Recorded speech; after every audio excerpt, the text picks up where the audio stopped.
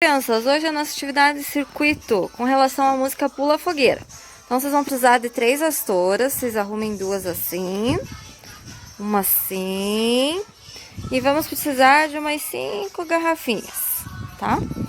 Daí o vídeo da Giovana a gente já explica como que vocês vão pular, beleza?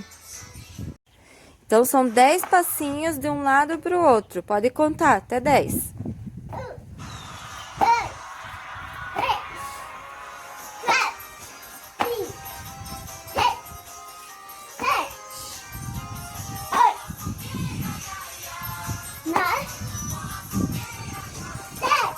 Agora vai vir no outro, vai pular pra frente e pra trás. Os 2 pezinhos juntos.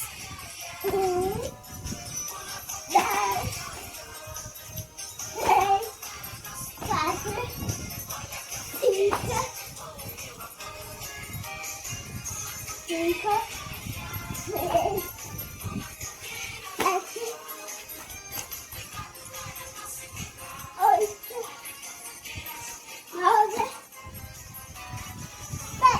10. Isso, agora vem pulando os litrinhos. 1, 2, contando. 3.